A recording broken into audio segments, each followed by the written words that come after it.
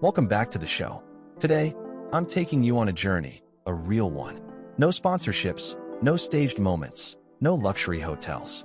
Just the open road, a Subaru, a backpack, and 3,121 miles stretched across 9 incredible states. And here's the part that still surprises people. I did the entire trip for just $552 in fuel. That's right, 12 days, waterfalls, mountains, cities, national parks, and even a tornado, all on a budget that most folks spend on a weekend getaway. This episode isn't about fancy restaurants or curated itineraries. It's about planning with intention, traveling with purpose, and discovering how far you can go when you prepare well and trust the road. From the roar of Niagara Falls to the quiet trails of Letchworth, from the tunnels of Virginia to the skyline of Pittsburgh, every mile had a story, and I wrote it all down so I could share it with you exactly as it happened. So buckle up. This is the truth of the trip, the beauty, the chaos, the surprises, and the lessons. This is 12 days on the road, and the proof that when you plan well, you can turn a dream route into a real adventure. There's a certain magic in packing up the car, turning the key, and watching the familiar streets of Orlando disappear in the rearview mirror. My 12-day road trip became more than a drive. It was a deep dive into the heart of America, through landscapes that shifted as quickly as my thoughts and through moments that reminded me why the open road remains one of life's greatest teachers. Over those 12 days, I traveled 3,121 miles, crossed 9 states, slept in my Subaru wilderness, wandered through historic districts, explored national parks, and kept my total spending to just $552, gas, food, and camping included. This journey proved that adventure doesn't require a big budget. It only asks for curiosity, a good playlist, and the courage to chase the horizon. From sunrise glows over quiet southern towns to long, empty stretches of highway where it felt like the world belonged only to me, every mile carried a new story. What started as a route on a map transformed into a reminder of how big, wild, and wonderfully unpredictable America truly is. My original plan was to head out to Utah, but with gas prices climbing higher than ever, I rerouted and chose Niagara Falls instead, a decision that instantly cut my driving distance in half. This trip turned into an experiment. How little can you spend while still having maximum fun in a time when everything, especially fuel, feels overpriced? Planning became the backbone of the journey. Gas and accommodation were the two biggest variables, so I built the entire trip around minimizing both. Since I was traveling solo, I decided to camp and sleep in my car, but I wasn't willing to sacrifice sleep. To solve that, I grabbed a $27 air mattress from Amazon, one of the best small investments of the trip. For food, I leaned on my camping gear and a stash of dry meals, the kind you can cook with just hot water, plus simple sandwiches for hiking days. I stocked up on fruit and snacks from Walmart, packed everything neatly, and with the essentials sorted, I hit the road. The plan itself was simple: mixed cities, state parks, national parks, waterfalls, and as many scenic hikes as I could fit into the route. To keep everything organized, I built a master list of every place I wanted to see, then arranged it day by day and turned it into a PDF. That document became my roadmap for the entire trip, a quick, reliable reference that stayed on my phone and guided each day's adventure. Since this trip was happening in mid-June, I had to pack for 2 completely different climates, the heat down south and the cooler temperatures up north. I'll admit, I have a tendency to overpack, but since everything was going in the car, I didn't mind bringing a little extra. But that didn't mean I just tossed everything into the back seat. I'm intentional about how I pack, because clutter inside the car becomes clutter inside your mind.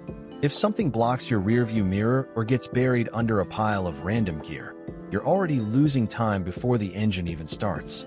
So instead of piling things up, I broke everything down into purpose-specific bags: toiletries in one, electronics in another, snacks and essentials in their own spot. That way, anything I needed while driving was within reach. No digging, no searching, no pulling over to reorganize.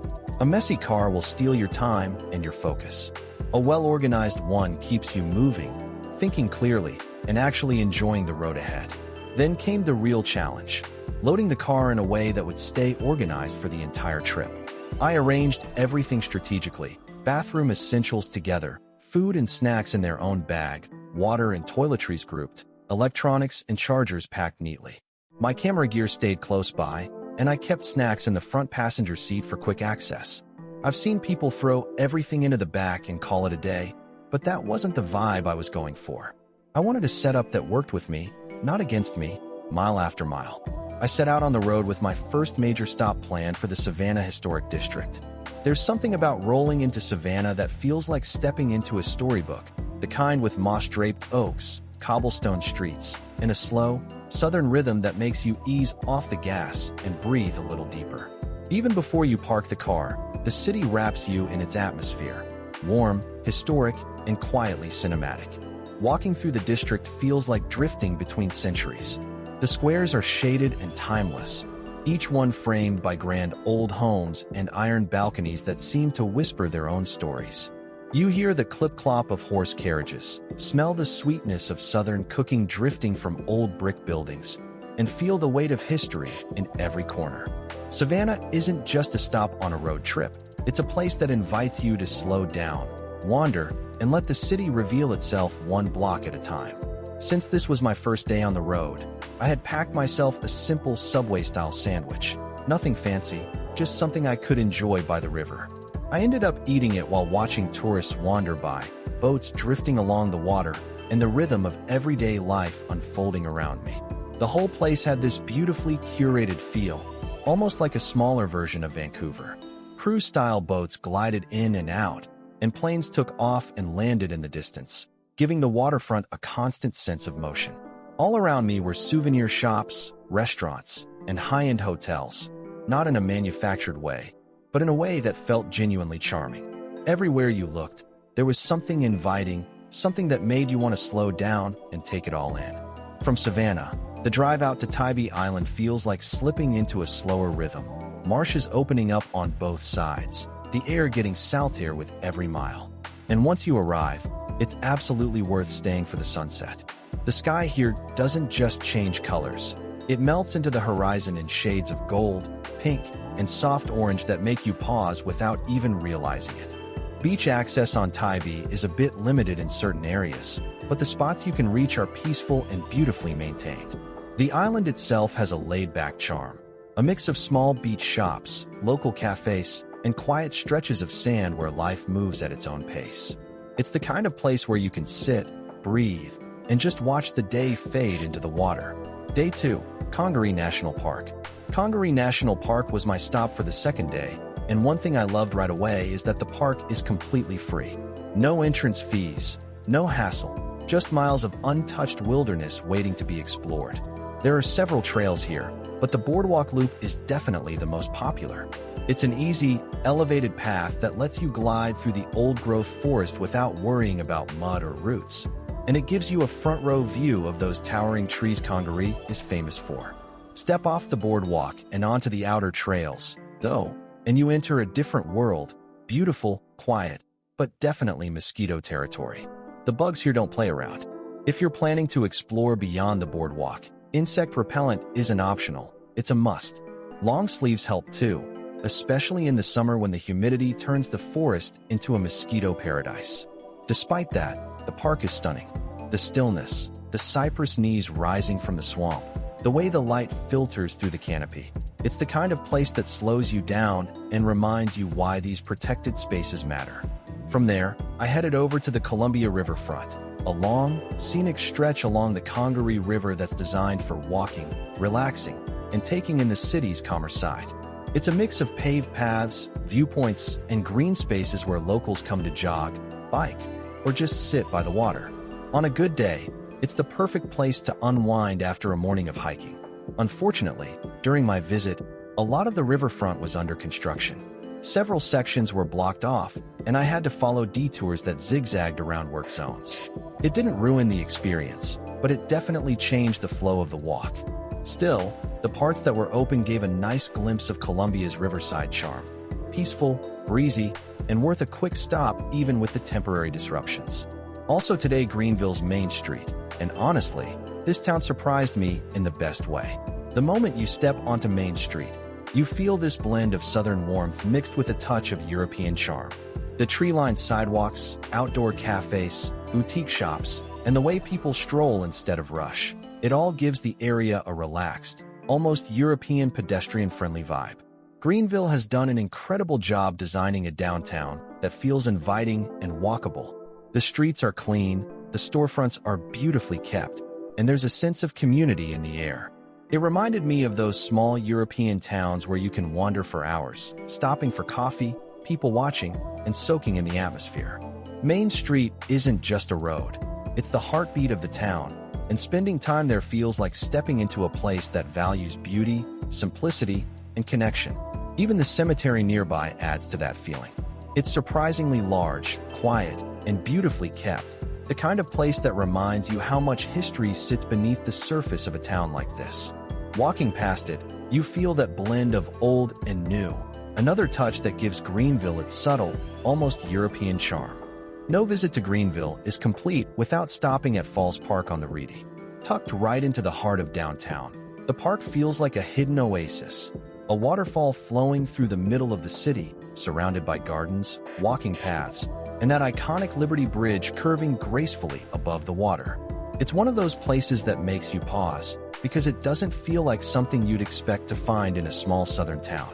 The blend of nature, architecture, and calm energy gives it a touch of European charm, the same feeling you get from cities that prioritize beauty and walkability. Whether you're standing on the bridge, wandering the trails, or just sitting by the water, Falls Park makes Greenville feel special in a way that stays with you long after you leave. Day 3. Table Rock, the hike that makes you earn the view. Day 3 took me out to Table Rock, one of South Carolina's most iconic hiking spots. And let me tell you, this trail does not play around. The hike is beautiful, no doubt, but it's also strenuous from start to finish. The elevation gain hits you early, the switchbacks feel endless, and the rocky sections demand real focus. This isn't one of those casual strolls where you stop for photos every 5 minutes. This is the kind of hike where you feel every step in your legs and lungs. But that's also what makes it worth it. As you climb higher, the forest opens up in places, giving you glimpses of the mountains layered in the distance.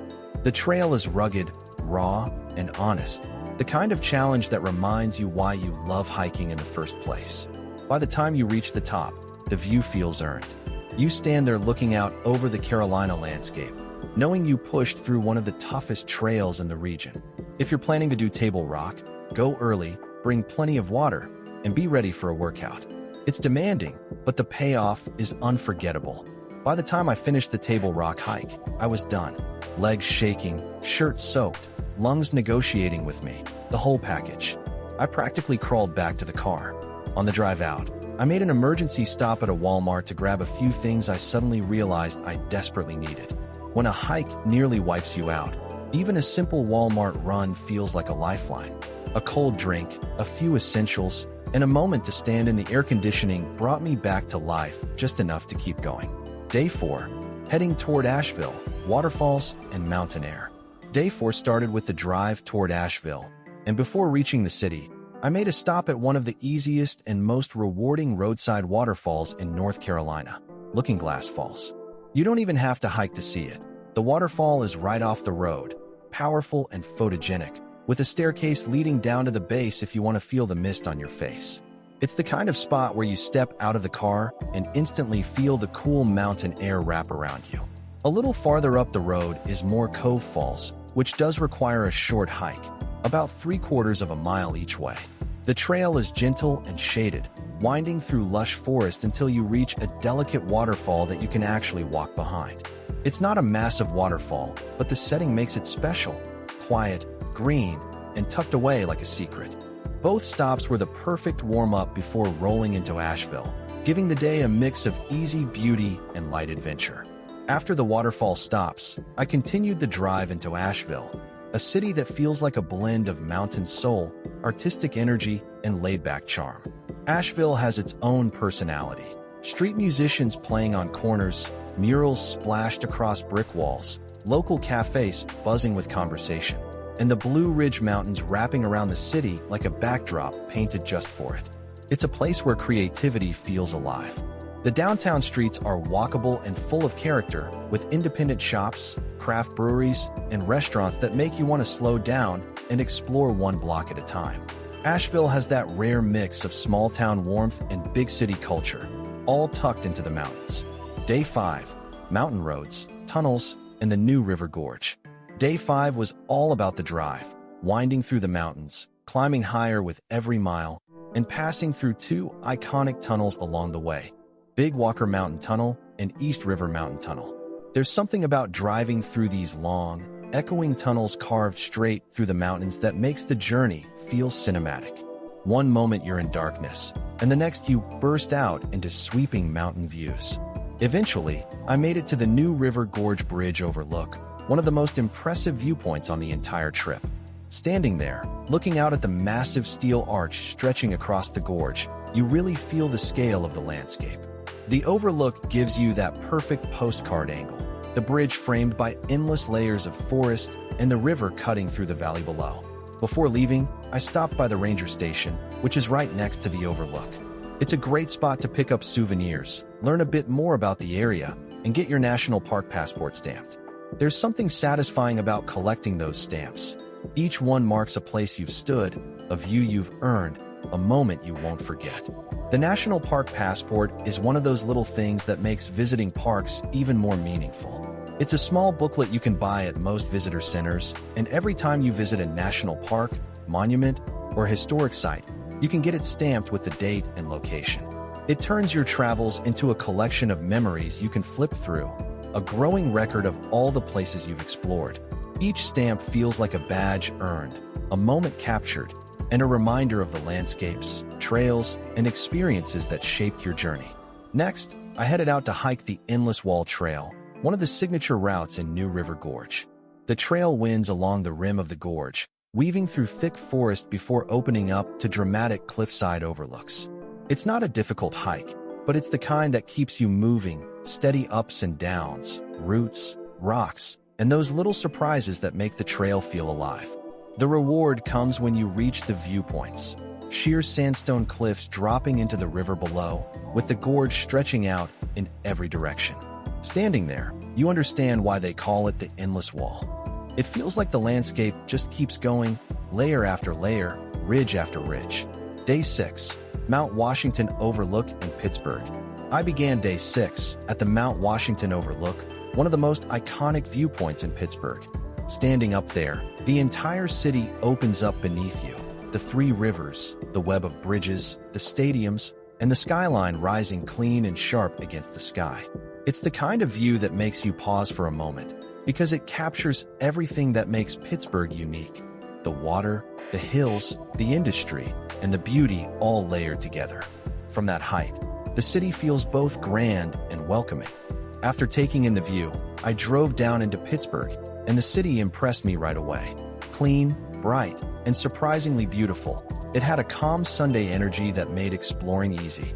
Parking was free, which felt like a small gift on a road trip.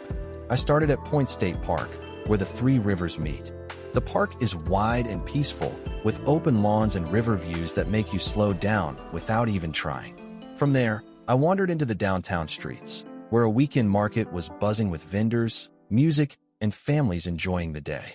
The smell of food drifting through the air and the sound of conversations gave the whole area a warm, lively vibe. And then came the baseball game. The stadium was packed, and the excitement spilled into the streets. You could feel the energy building block by block until it felt like the whole city was ready to erupt. It was one of those moments where you see how deeply a team is woven into the identity of a place. The pride, the noise, the unity. Pittsburgh surprised me in the best way. Clean, vibrant, and full of life, especially on a Sunday when the city feels like one big community. Day 7. Niagara Falls. 2 countries, one mighty waterfall. Day 7 was all about Niagara Falls, and it turned into one of the most unforgettable days of the entire trip.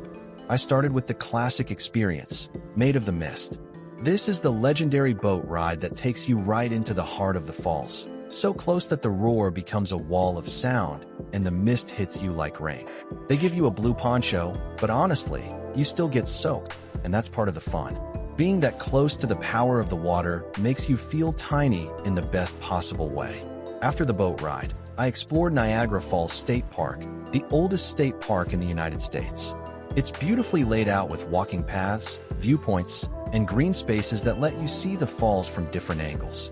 The American Falls, Bridal Veil Falls, and the Horseshoe Falls all have their own personality, and the park makes it easy to wander between them at your own pace. From there, I walked across the Rainbow Bridge into Canada, one of the coolest border crossings you can do on foot. The bridge itself gives you a panoramic view of the entire waterfall system, and halfway across you're literally standing between two countries. On the Canadian side, the view opens up even more, giving you that postcard-perfect angle of Horseshoe Falls that everyone talks about. The energy is different over there, more touristy, more colorful, but full of life. Seeing Niagara Falls from both sides in one day felt like completing the full picture. Two countries, one river, and a waterfall that never stops reminding you how powerful nature can be. Day 8. Cleveland, Lake Erie, and the long road to West Virginia. Day 8 brought me into Cleveland, a city that feels bigger and more energetic than you expect when you first roll in. Downtown has this clean, modern look with wide streets, tall buildings, and a mix of old industrial character and new development. I spent some time walking around the city, just taking in the atmosphere. People heading to brunch, cyclists cruising by, and the usual Sunday calm settling over the streets. From there, I made my way to Lake Erie, one of the Great Lakes in a body of water so massive it feels like standing at the edge of an ocean. The shoreline is peaceful, breezy, and open, with that endless horizon that makes you forget you're still in the Midwest. It's the kind of place where you stop for a moment, breathe in the cool air, and let the road trip pace slow down. After soaking in the lake views, I started the long drive toward West Virginia. The scenery shifted mile by mile, from city blocks to rolling hills, then into the mountains again. It was one of those stretches of road where you settle into the drive, music playing, windows cracked, and the landscape unfolding in front of you. By the time I crossed into West Virginia, the mountains were rising around me, and the whole world felt quieter. Day 8 was a transition day, city energy, lake calm, and a long, thoughtful drive into the mountains. Day 9, Letchworth State Park, the Grand Canyon of the East. Day 9 took me into Letchworth State Park, a place often called the Grand Canyon of the East, and it absolutely lives up to the name. The park is built around a massive gorge carved by the Genesee River, and along that gorge are the three famous waterfalls: Upper Falls, Middle Falls, and Lower Falls. Each one has its own personality. The thunder of the Middle Falls, the dramatic curve of the Upper Falls beneath the railroad bridge, and the quieter, tucked-away beauty of the Lower Falls. I hiked the Gorge Trail, which connects these viewpoints and winds along the edge of the canyon. It's one of those trails that keeps surprising you. Stone steps, forest tunnels, cliffside views, and moments where the mist from the waterfalls drifts across the path. Parts of the trail even take you close enough to feel the cool spray on your skin, giving the whole hike this refreshing, almost magical atmosphere. Walking through Letchworth feels like stepping into a natural cathedral, towering cliffs, roaring water, and trails that make you feel small in the best way. It's easily one of the most beautiful hikes of the trip, and one that stays with you long after you leave the gorge behind. Day 10, Brandywine Falls and Cuyahoga Valley, waterfalls, small towns, and quiet trails. Day 10 took me into Cuyahoga Valley National Park, a place that feels more like a collection of peaceful villages, forests, and hidden trails than a traditional national park. My first stop was Brandywine Falls, one of the park's most iconic sites. The waterfall drops 65 feet over layered shale and sandstone, creating a wide, curtain-style flow that looks almost sculpted. The boardwalk trail takes you right to the viewing platforms, and the sound of the water echoing through the gorge sets the tone for the day. Calm, cool, and refreshing. From there, I explored some of the little towns scattered around the park, the kind of places where time feels slower.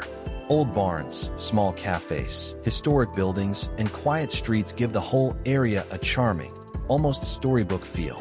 It's the kind of region where you can wander without a plan and still find something worth stopping for. I also hiked a few of the trails around the valley, each offering its own mix of forest, streams, and rocky ledges.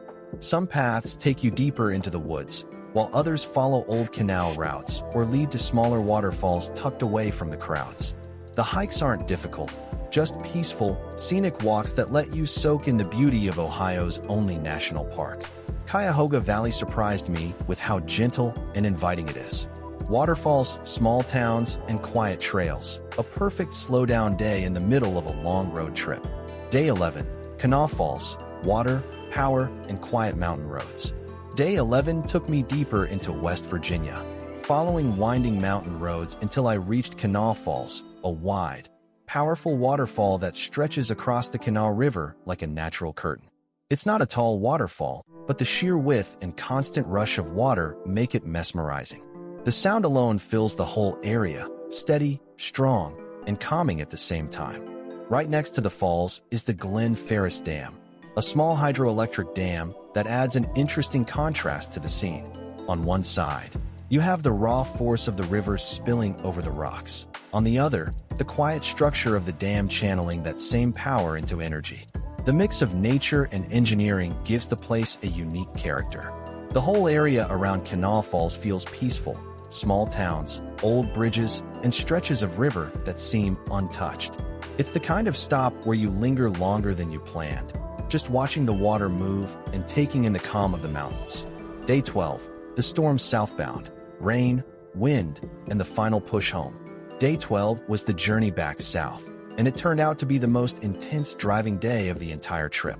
As I headed toward home, the skies darkened fast, the kind of heavy, low clouds that make you grip the wheel a little tighter. Before long, I drove straight into a wall of heavy rain, the kind that wipes out visibility and turns the highway into a blur of headlights and water. Then came the real surprise, an outer band tornado sweeping across the area. The wind picked up out of nowhere, debris started flying across the road, and for a moment it felt like the whole world was shaking. Something even slammed into my car, hard enough to make me jump, but somehow didn't leave a mark. Cars around me slowed to a crawl, hazard lights flashing, everyone just trying to stay safe.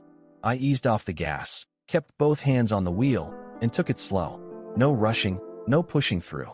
Just patience and steady driving until the worst of the storm passed. Once the skies finally opened up again, the rest of the drive felt calmer, almost peaceful, like the road was giving me space to breathe after the chaos. By the time I reached home, I had a story to tell. Day 12 wasn't just the end of the trip, it was a reminder of how unpredictable the road can be, and how every journey has its own final test. Final thoughts, the truth behind the trip. Looking back on the entire journey, I realized I never went into detail about the food I ate, the exact places I slept, or every gas station I stopped at, because those weren't the point of this trip. What mattered was the experience, the miles, the landscapes, and the story that unfolded day by day. But here's the part that does matter. I averaged $3.99 per gallon. My car gave me 32 miles per gallon, and my total cost for the entire trip was just $552. For a multi-state, 12-day, thousands of miles road trip, that's remarkable. No exaggeration, no fluff, just the truth. I took the time to write everything down, to document each day honestly, because I wanted this blog post to reflect the real experience. Not a fantasy, not a highlight reel, but the actual journey. And this trip proved something important. When things are planned well, you can get real results. You can travel far, see incredible places, and still stay within a reasonable budget. It just takes intention, discipline, and the willingness to put in the work. This road trip wasn't just about the miles I drove. It was about proving to myself that with good planning and a clear purpose, you can turn a dream route into a real story. And that wraps up my 12-day, 121-mile road trip. 9 states, waterfalls, mountains, tunnels, storms, and stories I'll be carrying with me for a long time. If you enjoyed this episode, if it inspired you, or if you want to hear more about any part of the journey, the planning, the routes, the gear, the costs, let me know. Make sure you follow and subscribe so you don't miss the next adventure. And drop a comment or message if you want a deeper dive into any day of the trip. I read everything, and your feedback helps shape what I share next. Thanks for riding along with me. Until next time, stay curious, stay prepared, and keep exploring.